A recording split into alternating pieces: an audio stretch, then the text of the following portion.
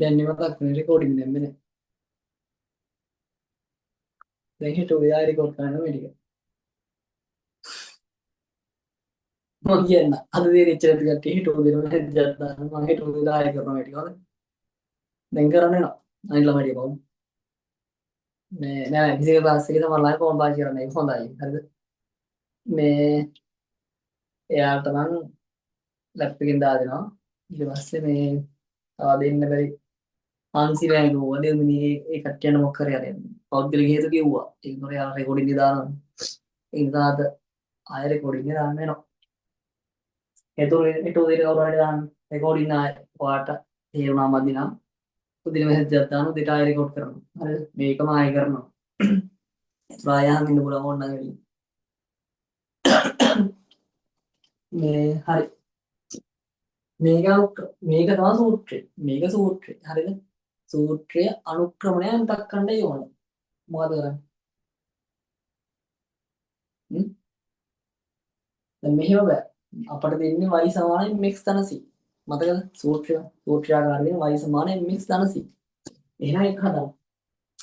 මේක හදන්න නම් දැන් y සමානයි mx ධන c දාන සූත්‍රය. mx ධන c. ඕක තමයි සූත්‍රය. මේකේ y විතරයි තියෙන්නේ. දැන් මෙතන දෙකයි y තියෙනවා. දෙක අයින් කරනවා කියන්නේ දෙකෙන් බෙදනවා. මේක දෙකෙන් බෙදන්න. මම දෙකෙන් බෙදුවා. y. මෙයා දෙකෙන් බෙදන්න 2x. ඍණ මෙයා දෙකෙන් බෙදන්න 3යි. හැම පදයක්ම දෙකෙන් බෙද බෙදා ලියන්න. දැන් පුරුවක්. අනුක්‍රමණය මොකක්ද? අනුක්‍රමණය ඇවිල්ලා කියන දෙකයි. අන්තක්ඛණ්ඩය කියන 3යිද? නෑ. ඇයි? m කියන්නේ අනුක්‍රමණය. මෙයා. ධනසිය තියෙන්නේ. ධනසිය නෝන මෙතන ඍණ 3 තියෙන්නේ. ඍණ ලකුණක් තියෙනවා අනිවාර්යෙන් ඍණත් එක්ක දාන්න. අන්තක්ඛණ්ඩය ඍණ 3. ඔච්චරයි.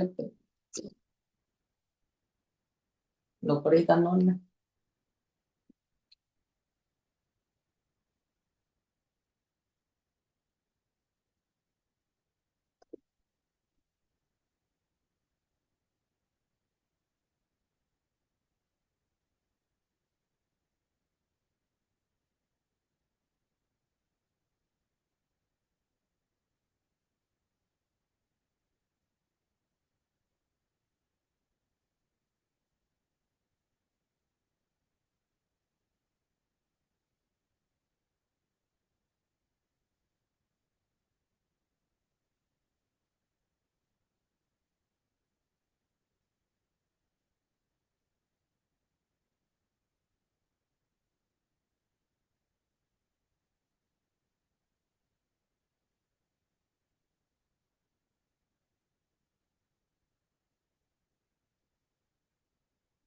හරි ඊළඟ 17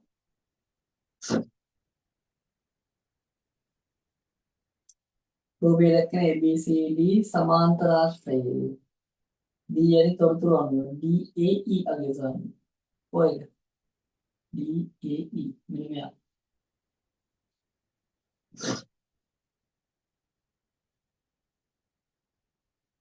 හදන්න බෑ.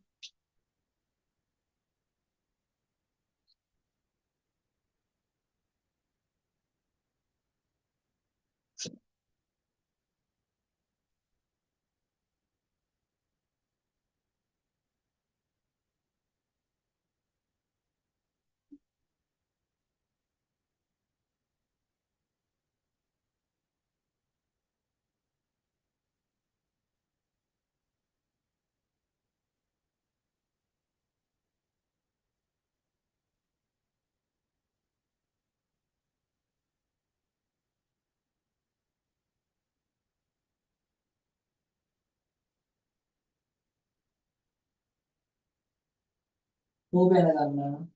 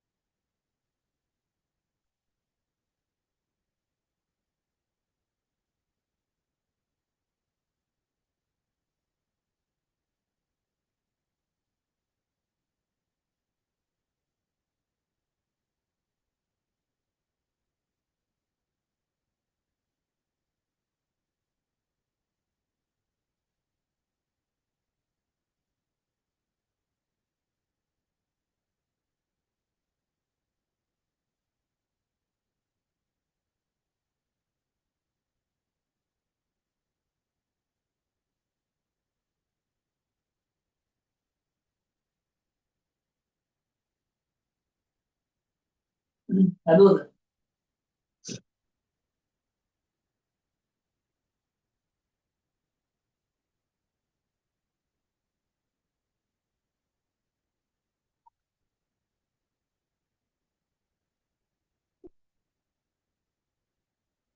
සමාන්තර අක්ෂරයන්ටක් දාලා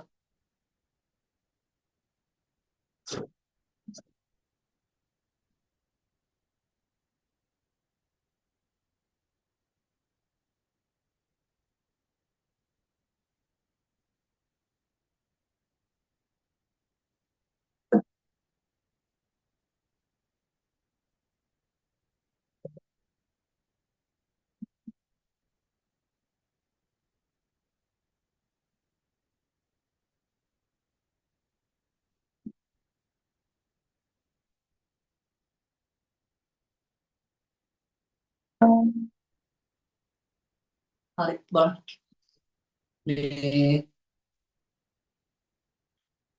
හරිද මේකෙදි සමාන්තරාශය කියන්නේ මොකද්ද? ත්‍රිකෝණාශ්‍රයට චූටි තල්ලුවක් දාලා.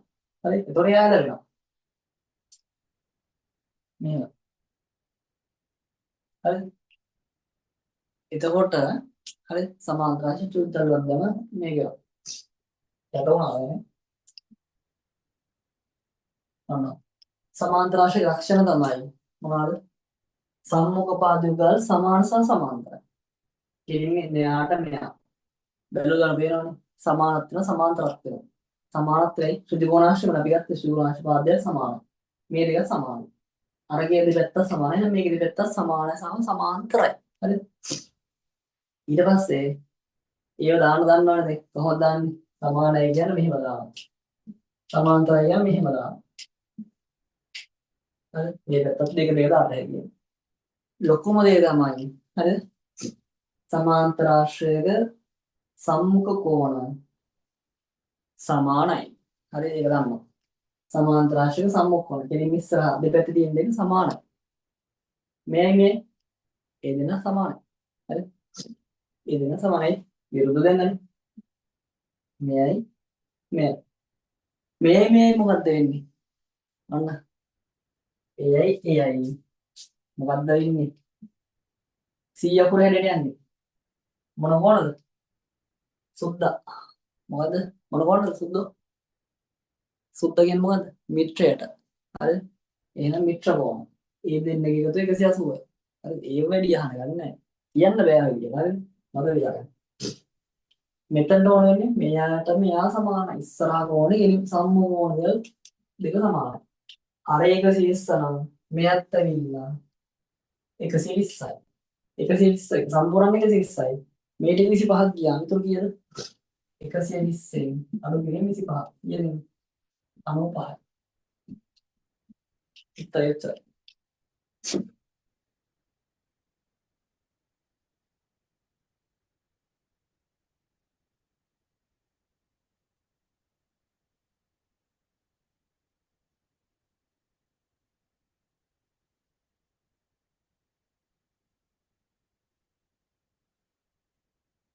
ඊළඟට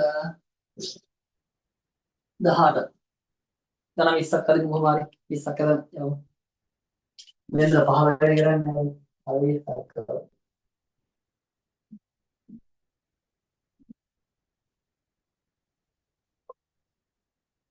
කියනවා මොකද කියන්නේ? නොනැඹුරු ඒ කියන්නේ ඔච්චර හිතන්න එපා. නැඹුරු නෑ කියලා කියන්නේ එක පැත්තකට බරනේ සාධාරණ. හරිද? පොර ගැට නෙමෙයි. නොනැඹුරු ඝනකාකාර ධාතු ගැටයක.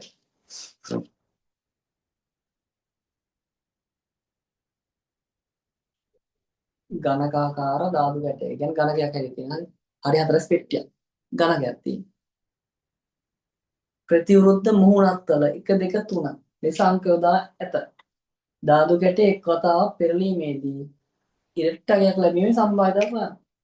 අයියෝ. ඕක අටවසරට දෙන්න ඕක හරිද?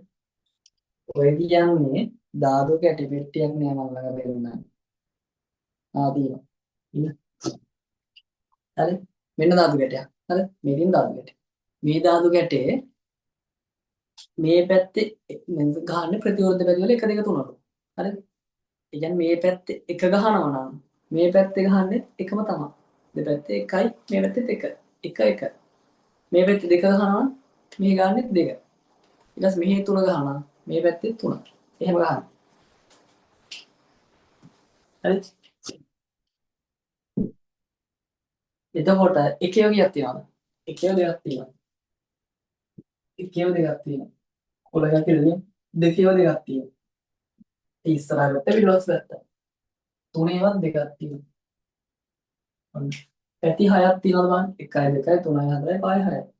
ඕක එකපාරක් උඩ දාලා වැටෙනවා. එතකොට ඉරට්ට සංඛ්‍යාවක් වැටෙනවා. ඒකේ සම්භාවිතා අහ.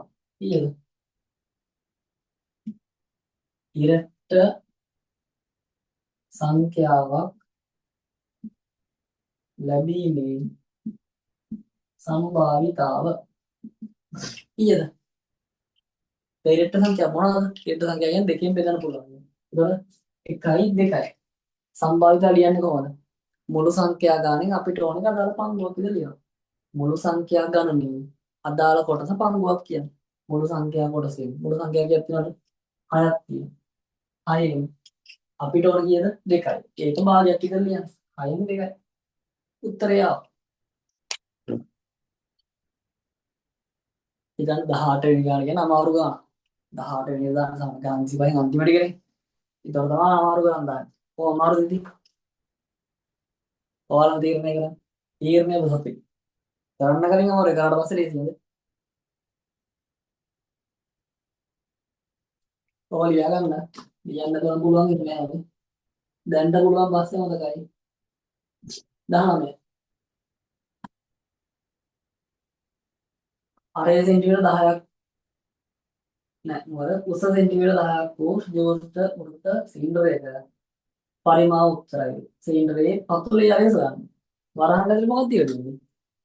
පතුලේ ආරය ආර්ධ උස ජෝර්ජ් සිලින්ඩරයේ පරිමාව මොකක්ද තියෙන්නේ? IR වර්ගයේ චේ. ඔයාලට ගොඩ යනවා නම් ලීසින් විෂය තමයි ගණන්. ඇයි? ඒනවනේ කියන්න ඕනේ නෑ මොකක්ද කියන්නේ? හේතුව මොකක්ද?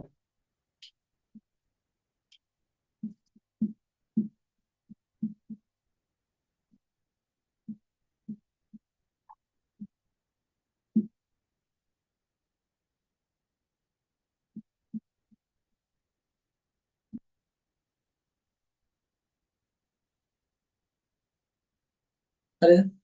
ඔයාලට මෙහෙම හරි මෙච්චර ලේසි පේපරයක් දීලා නෑ නෑ ඔයාලට කියන්නේ සාමාන්‍ය ඉස්කෝලේ වල මෙච්චර ලේසි වල දුන්නත් ඒත් ෆේල් වෙනවම ඉන්නවා. උන්නම් මවුස් වෙන්න බෑ.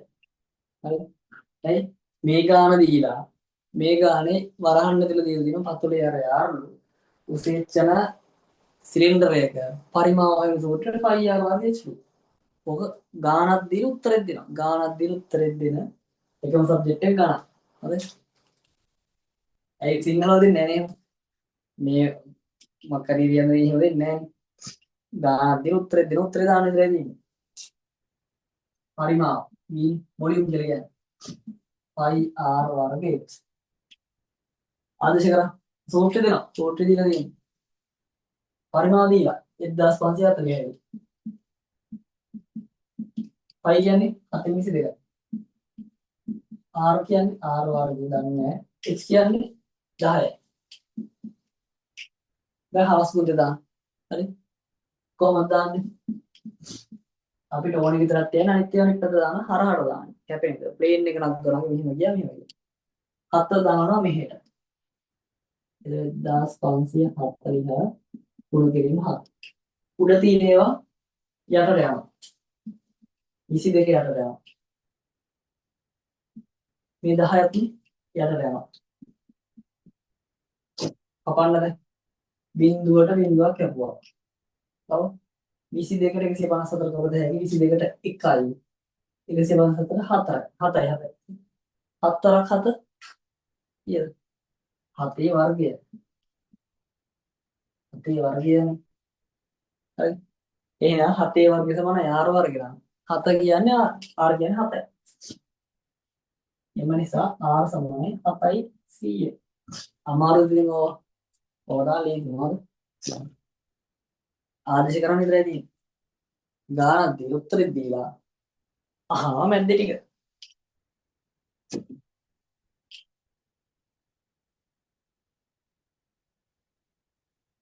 එහෙමයි ඉස්කෝලේ අමාරුවෙන් කරන්න නැති කොහේ හරි වුණාට ඒ අමාරු විදිය ඕනේ නැහැ. දැන් පුළුවන් වැඩි. කොහොම කරත් අන්තිමට එක පේපරෙන් ලියන්නේ. ලීසි ගමන් ලියන්න. ලකුණු එනවා නම් එච්චර. ලකුණු එනවා.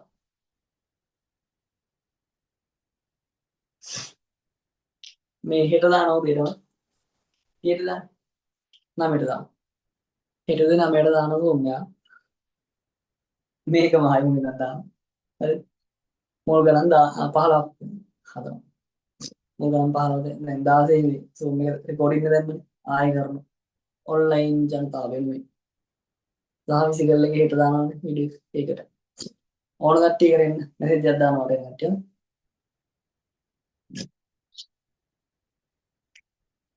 ඒක ගෲප් එකට දාලා ඉන්නවා මට දැන් අද මෙසේජ් එකක් දාන්න.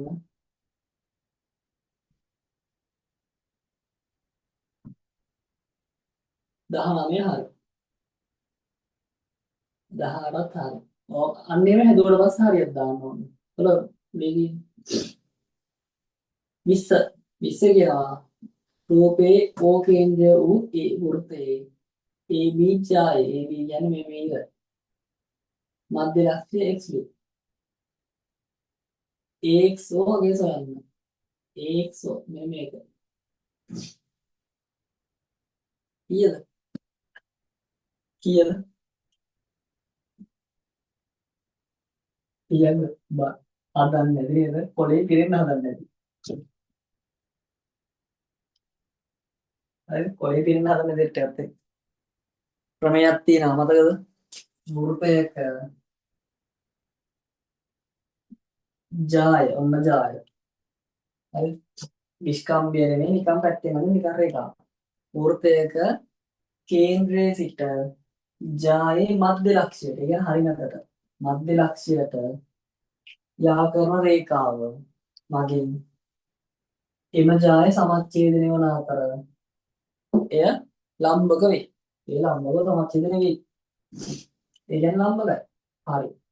උඩේ ඉඳන් කෙනයක් ගහුවගෙන එක. කෙනයක් ගහනවා එතනට කෙලින්ම ගහනවා. ඒතර කෙලින්ම ලම්බකයි. ඇදෙන්නේ නැහැ නේ කෙලින්ම ලම්බකයි. පේනවද? ඔන්න ඔකම අංශ ගණන. ආදාන දෙයක් නැහැ.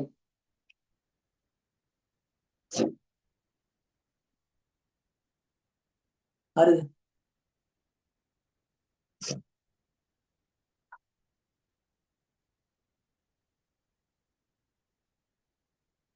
හරිනේ.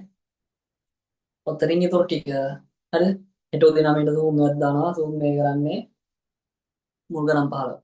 ඒකට එනවනම් හොඳයි. අද ස්පීඩ් ටිකක් ටිකක් කරානේ. මම ස්පීඩ් කරේ මේ එකක් එක හේතුවක් 10 අවසන් නිසා. 10 පේපරෙන් දුන්නේ.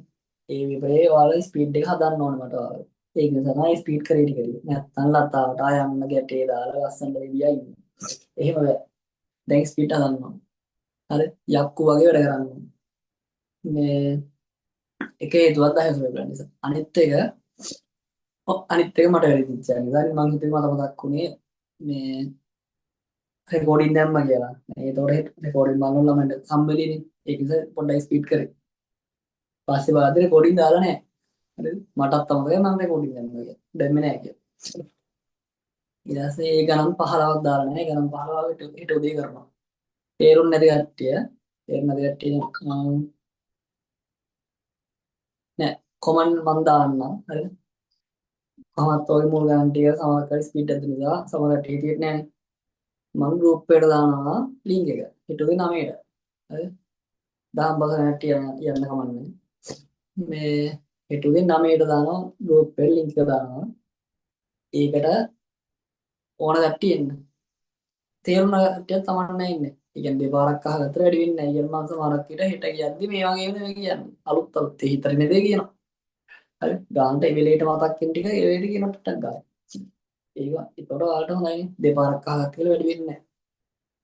මේ අන්තිම හෙට කරන්නේ හෙට රැට ඔන්ලයින් එක කරන්නේ මෙතෙන් නවත්තමු ටිකේ නයි ඉස්සරහට. හරි. ගණන් උතුම් ඉස්සන්නේ පහින් තවනේ.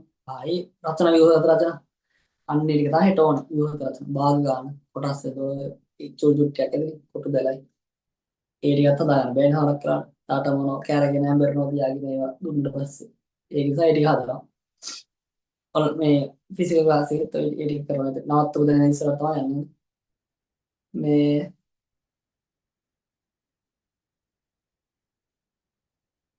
හරි නේද? දැන් අන්තිම පාර මොන බලන්න හරි උල් කරපියා කැමරා ටික. නිකන් මේ ඔන් කරනවා ඔට්ටකින් ඉන්නවත් දන්නේ නැහැ නිදිත් දන්නේ නැහැ. මම මෙහෙ තනියෙන් කියවනවා ඇති. මේ හරි. මේ බලන්න ඉදුවරයි. අදේගේ මේ මෙහෙම කරන්න. ඔන්ලයින් චැට් එක පුළුවන් නම් PDF එකක් ගන්න. හරි. කොළ දෙකයිනේ. රුපියල් 20යි. මං ටියුට් එකේ වෙන ඇතර මේ දැන් කොළ දෙකයි වන්න දේ. රුපියල් 20යි. මුද්දර ගස්තු ගන්න රුපියල් 100ක් විතර. දෙවුම් කාඩලා. රුපියල් 20 රුපියල් 100ක් විතර වෙනම වියදම් ගන්න. තීරුම් නැහැ. ඔන්ලයින් කටට වෙනම පර්සන්ට් එකක් කියවන වෙලාව. හරිද දැන්. මෙයාලට දීලා දෙන බුදු පිළිමයක් එහෙම එකක දීලා දෙනවානේ. ඒ කොම ගෙඩි පිටින් එක දුවල වෙලාවක බොක්ස් එකක් විතර එනවා. චොක්ලට් බොක්ස් එකක් වගේ ගන්න. දාලා. ඔන්ලයින් කටට එනවා ඒ වෙලාවට. අර සතියෙන් සතිය වන්න නැතේ පොඩි පේපර් එකක් ඉතින් අපි කරන්නේ. ලොකු ටියුට් පතන් එව්වට වැඩක් නැහැ. ටියුට් එක දැහි මට ඕන නම්. ටියුට් තියෙනවා ඕන නම්. එව්වට ඉතින් මේ ඔයාලා කියවන්නෙත් නෑ. මං කියවන්නේ නෑ. මොකද මේ මුල්ලක දාලා තියෙනවා. ඔක තමයි අත්ත කතාව. හරි. පත්‍රේ යනලා කොට ගහනවා. හරි යන් ගිහින් හරි උස්සර්මයි බායි. ලියුවේ.